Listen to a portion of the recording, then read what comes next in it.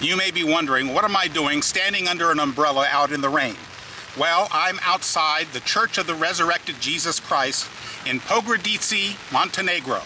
And we are about to go inside and take a look at one of the most beautiful interiors of a church in the world. Not only that, but we're going to look at a little bit of obscure church history that has met with a bit of controversy over the past few years. So stick around, this ought to be interesting.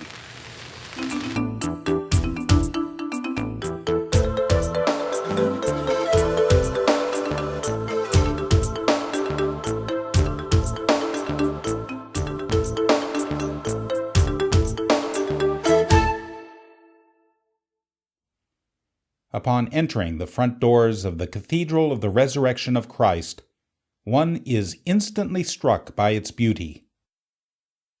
As part of the littoral of the Serbian Orthodox Church, one would expect to see frescoes and icons of saints, but the sheer volume of such artworks in this cathedral, covering every available space on the walls and ceilings, can leave one awestruck. Some might argue that Michelangelo's Sistine Chapel is a masterpiece of Renaissance art with its realism, emotion, and perspective, while the Byzantine-style paintings in the Cathedral of the Resurrection, with their two-dimensionality, lack of emotion, and balanced compositions, may seem less impressive. But perhaps that is just the point. Byzantine church art is not meant so much to draw attention to the story or persons depicted. We are not to be drawn into the emotion and artistry of the painting, but into the brokenness of the spirit within ourselves.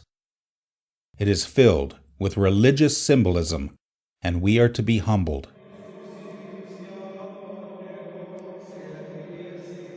We are meant to glorify God in His splendor.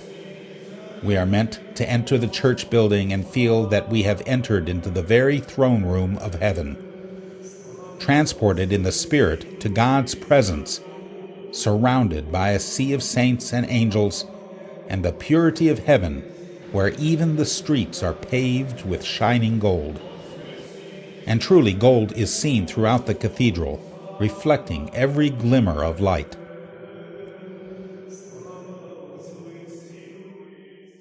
The early Eastern Orthodox Church came to reject sculptures and statues of saints because of their close historical connection to idolatry.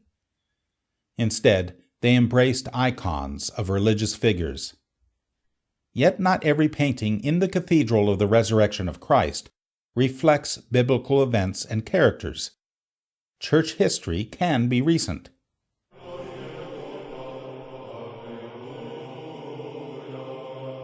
The cathedral began construction in the year 1993, during the Balkans War, and was consecrated 20 years later in 2013.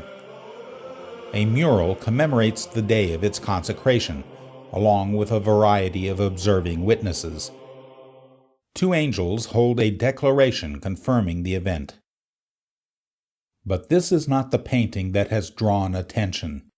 There is another on the second-floor balcony above the main church entrance. It is barely visible from a certain angle below. An ugly beast seems to be swimming in a lake of fire and swallowing a group of clergy. Also within the red lake can be seen the heads of 3 men, and this is the source of the controversy. Some suggest that this painting depicts hell, and that the 3 men are Karl Marx, Friedrich Engels, the founders of communism, and Marshal Tito, the former communist dictator of Yugoslavia, of which Montenegro was a part. Others deny these 3 communists are the people in the painting because they are not exact likenesses. But then again, if they were perfect depictions, so overtly political, then the painting might easily have been removed, painted over. People in Montenegro are still divided over the issue of communism. But if this is hell, then why are clergy being swallowed by the beast? Unfortunately, there is no way to know what the artist intended, because somehow the artist remains anonymous. You heard that correctly. If the artist is known, which it is hard to believe someone would not know, then the name is purposely being kept secret, adding mystery upon mystery. Allow me to suggest my own alternative interpretation of the work. Maybe the lake of fire is really a sea of blood that has been spilled by the victims of communism. The beast then would represent either Satan or communism, and the clergy in the mouth of the beast might represent the faithful of the church who suffered persecution under this ideology, which is represented by the three characters floating in the sea. All religions suffer under communism except the worship of communism itself. Is this what was intended? No way of knowing for sure. Just remember, Byzantine art is filled with symbolism. Whatever interpretation you wish to embrace, one thing seems to be certain. As long as the painting remains, and there seems to be no desire to remove it, the controversy will continue.